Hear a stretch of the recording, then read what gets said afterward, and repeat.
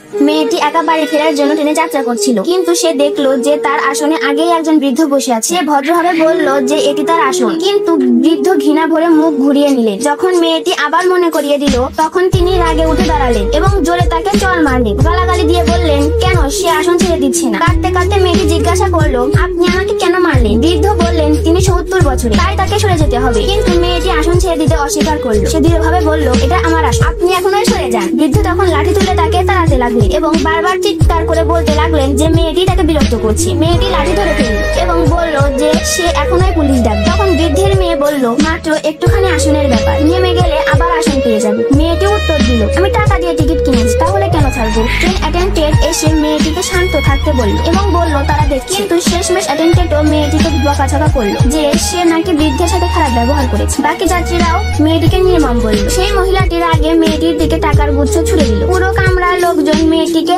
নিয়ে হাসাহাসি করতে লাগলো। মেয়েটি চিৎকার করে বলল, টাকা কেন ছুড়লেন? বৃদ্ধ আবার বললেন যে মেয়েটির কোনো আদব কায়দা নেই। তিনি আবার লাঠি তুললেন, কিন্তু এবার নিজেই পড়ে গেলেন। তখন তার মেয়ে মেয়েটিকে জোরে চড় মারল। কাঁদতে কাঁদতে সে বলল, যাই হোক না কেন সে তার বাবাকে ডাক্তারের কাছে নিয়ে যাবে। মেয়েটি যতই নিজের কথা বোঝানোর চেষ্টা করলো, কেউ শুনলো। সবাই বলতে লাগলো দোষ মেয়েটি। তারা জোর করে তাকে মাটিতে ফেলে দিল এবং অপমান করলো। সবাইকে হাসতে দেখে মেয়েটি কান্নায় ভেঙে পড়লো। অবশেষে ট্রেন অ্যাটেন্ডেন্ট এলো। মেয়েটি সাহায্য প্রার্থনা করলো, কিন্তু সেও মেয়েটিকে অভিযুক্ত করলো যে সে নাকি বৃদ্ধকে বিরক্ত করেছে। মেয়েটি বুঝতে পারছিল না সবাই কেন তার সাথে এমন করছে, অথচ একদিন আগেই সে ছিল একজন ব্রেন টিউমার বিশেষজ্ঞ ডাক্তার। ঠিক সেদিনই সে একটি কঠিন অস্ত্রোপচার সফলভাবে শেষ করেছে। তখনই তার ভাইয়ের ফোন এসেছে যে বাড়িতে পারিবারিক সমাবেশ হয়েছে। তার ভাই ছিলেন একজন বড় আর্থিক টাইকুন। ফোনের পর মেয়েটি ব্যাগ নিয়ে ট্রেনে বাড়ির পথে রওনা দেয়, কিন্তু অঘটন ঘটে গেল। যা শুরুর দিকে দেখানো হয়েছিল সব সত্যি হলো। আর সেই ডাক্তারকে সেই মহিলাটি তার বাবার জন্য খুঁজছিল। আসলে সেই অসাধারণ ডাক্তারই ছিল এই মেয়েটি। যখন ভাই তার বোনের অপমান দেখলো, তখন সে শপথ নিয়ে বলল